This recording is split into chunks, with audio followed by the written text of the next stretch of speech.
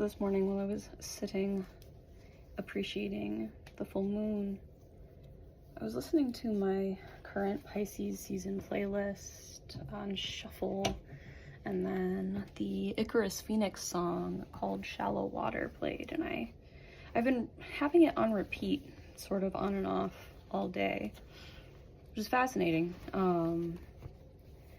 because of the way things sort of call in and align, and I'm not sure.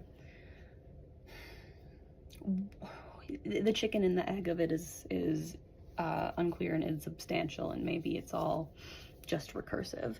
But I was in this space. So one of the lyrics in the song is, "I'm not sure I want to be alive or even living." And then another is, "Stasis art is on my sleeve, it is me." And I was like, I made the conscious decision this morning out moonbathing to pull my tattoos out, my birds, especially because this one, the owl, has a moon, and this one is a Merlin, like an actual Merlin, the bird of prey, but also representative of the character Merlin in Arthurian legend, and specifically the terrible BBC Merlin show that I got really emotionally invested in my early 20s and wrote a ton of yearny fan fiction about. And so thinking about the art on my sleeve being me, and the Merlin connection in particular, then, you know, I still get Archive of Our Own notifications when people leave kudos on my works and leave comments. Well, someone decided to dust off some fan fiction that I wrote over 10 years ago and left a comment on one called "To Be Alive." I'm not sure I want to be alive or even living. And at the end, Arthur is very, very grateful to be alive, just as I am very grateful to be alive.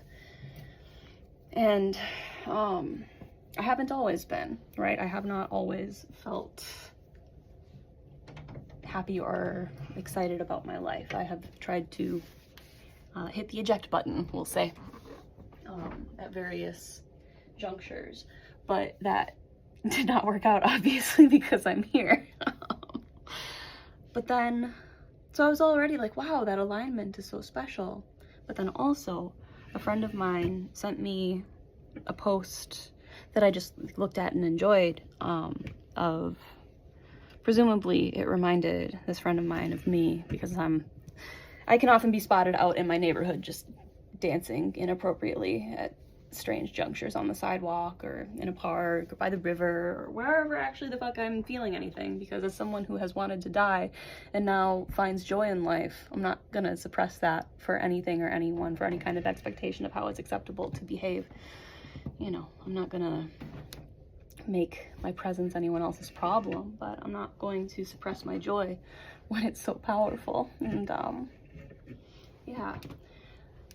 So my friend sends me this video, or a reel, or whatever, however the fuck the kids call things these days, of someone admiring a person just vibing and dancing on a train platform. The fact that it's a train platform is also pretty meaningful to me in some ways.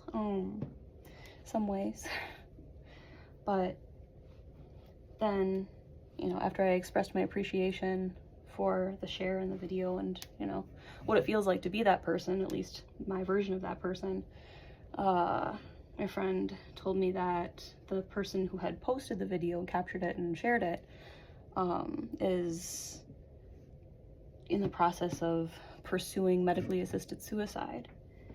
And to me, that's so intriguing, right? Because I don't know. I mean, I will follow where life leads me, but I have this Valkyrie urge to be a death doula at some point. You know, I do deal with certain degrees of disgust around